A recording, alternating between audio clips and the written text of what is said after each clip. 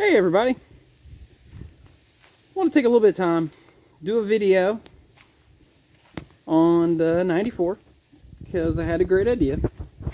I was going to go ahead, I ordered the spoiler company SS rear spoiler with the LED SLP light. So it looks okay, we'll go over that in a second. But the biggest thing that I think most people don't realize, especially with these cars, when you do this, if you wire it up just like a regular, now keep in mind this is kind of wired up just so I can show you with and without it, because there's a relay up there, and the relay is just set to run power to the relay, just so it has a little bit of a draw. The problem is the LED light doesn't pull enough draw to take the check engine light off, because it can't register as a bulb there. So very quickly, you'll see, as of right now, only one wire is hooked up on that relay, and it's just a Bosch regular automotive relay.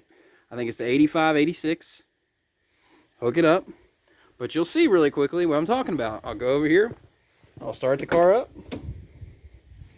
Did a little bit more to interior. Got some new pieces. Headliner.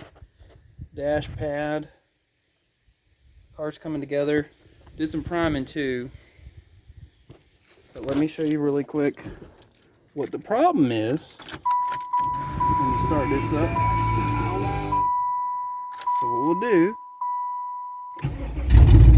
see that ABS in-op light?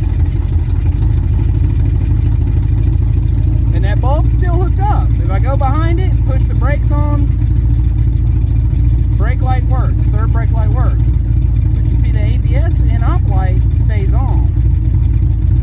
So let me cut it off. We'll leave the key in it. I'm just going to take just this other wire and run it down here to the other side of that relay. I don't know if you're going to be able to see it with that deck lid still on there, or the cover. There we go. Make sure she's all the way on. Now she's hooked up, and once again you'll see it. All it does is go from positive to positive, negative to negative. We've got red here to the positive light. This is a ground, chassis ground. Took a voltmeter, found it, made sure it was right. But check it out now.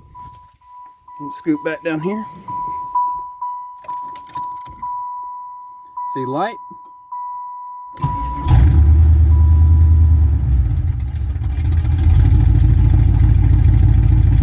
No more ABS light.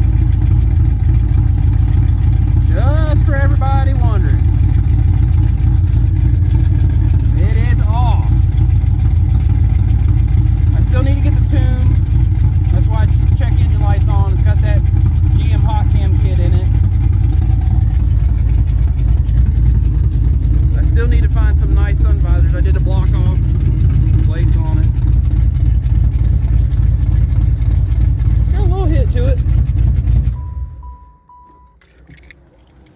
So just real quick, if anybody needs to do that, just to give you a little heads up, if you decide to throw that on there, the rear spoiler, and wonder why your check engine light's on, it took me a lot of research to find it, but it's all on there. A couple other things, we do got a Flowmaster muffler. I got two cats, and we do have the stainless steel Y pipe to go in the car. I want to put two cats on it.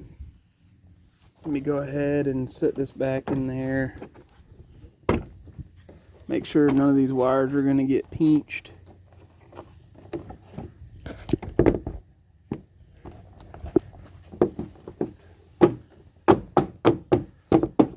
Okay, so it's all back in there. Spoiler's on. Hooked up in there right.